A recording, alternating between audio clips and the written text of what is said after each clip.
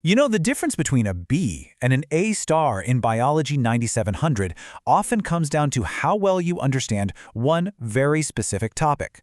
7.2 Mass flow hypothesis in phloem. So welcome to this explainer. Today, I'm going to be your guide to crossing that gap and showing you exactly what the examiners are literally hunting for when they grade your papers. But first, we really need to address a massive problem. What is the one tiny mistake that's costing you that A-star boundary? It's wild because it happens in the first 3 seconds of reading a question. It's when you jump straight into rote memorization instead of, actually noticing the context traps or worse, missing the units entirely. Okay, let's dive into this. 0. Yep, 0. That is the exact number of marks you're going to get on a complex data calculation question if you don't show you're working or if you miss those required units. In fact, examiners actually report this as the single most common reason A-grade students drop all the way down to a B. Seriously, even if you understand exactly how sap moves through a plant, if you leave out your process, it is instant failure for that specific question. The stakes are absolutely massive right from the start here. Section 1. The ordinary revision trap versus examiner reality. So most students just memorize the whole journey of SAP from the source to the sink thinking, hey, that's going to be enough. But listen to this direct quote from the Cambridge Principal Examiner Report. Candidates referencing cross-topic connections achieve significantly higher marks, right? You aren't just being asked to recite a textbook. You have to actually evaluate information. The top-performing students, they show this connected, conceptual understanding that they can easily transfer to totally unfamiliar context. If you just memorize the steps, that completely falls apart when you're suddenly asked to interpret complex data and graphs in some brand new scenario.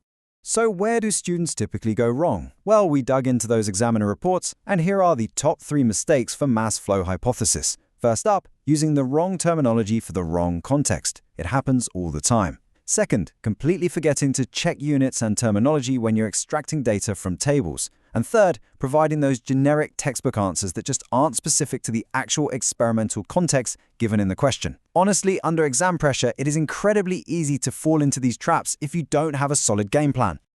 Now in a moment, I'll show you the hidden examiner clue that literally changes the answer completely. But first, you really need the framework that makes that clue obvious in the first place. Section 2, the Cambridge Method Framework. And this brilliantly illustrates why having a systematic approach is non-negotiable. Okay, having a systematic approach is absolutely non-negotiable for A-level biology, and this particular framework is your ultimate tool for handling data. Here's exactly how you use it when you're under pressure. Step 1. Deconstruct the given information. You absolutely must extract the relevant data from the stimulus materials and the graphs before you even think about picking up your pen to write. Step 2. Solve systematically in logical steps. Apply the relevant principles of mass flow and execute your analysis. And finally, Step 3. Evaluate and justify. You've got to check for reasonableness, pinpoint any limitations in the evidence, and then make justified recommendations based on the data they gave you. Now, this framework directly powers what examiners refer to as the method mark strategy. What is that, you ask? Well, it's earning points for demonstrating the correct procedural steps and clear working, even if your final calculated answer is completely, totally wrong. This is your critical safety net in an exam. I literally cannot stress this enough. Always show you're working. Leaving out your analytical framework or your calculation steps, that is the absolute fastest way to throw away method marks. If you panic and messed up a final number, having clear notation and the correct terminology written down in your procedural steps will salvage your grade. Section 3, Spot the Error, Interactive Challenge. All right, let's shift into high gear and actually apply this to a Cambridge-style scenario. On one side, we have a flawed average student answer. On the other, a top band A-star answer. I want you to pause this explainer right now. Take a close look at both, specifically searching for context in unit errors. Let's see if you can figure out exactly why the flawed side lost those crucial marks. Okay, did you spot where the marks were lost?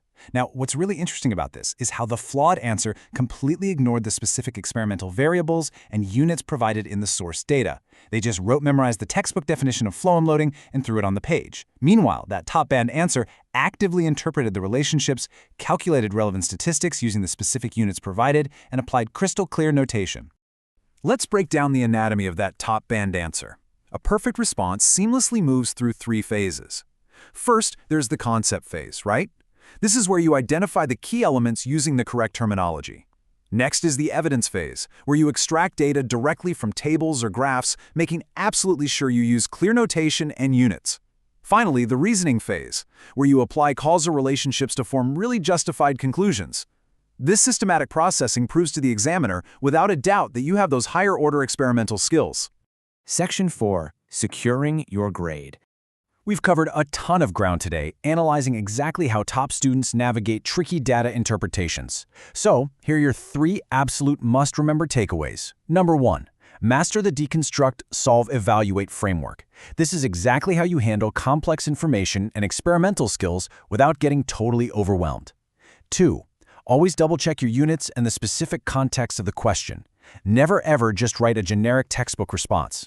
And number 3, use the method mark strategy by showing all of your working every single time to guarantee those safety net points. But here is a terrifying diagnostic cliffhanger to leave you with. What if you apply this framework perfectly? You show all your working, you check all your units, and you still score 0. Why on earth would that happen? Because you completely misinterpreted the hidden command words. Misinterpreting command words is the hidden cause of lost mark bands. It literally doesn't matter how amazing your biology knowledge is if you answer a completely different question than the one being asked. You absolutely need to know how to decode those words before your exam, and the next lesson reveals exactly how to do it. Subscribe to our YouTube channel Ace the Exams at acetheexams_IGCSE to excel in your Cambridge examinations. Do that right now and get ready for the Command Words Masterclass. See you there.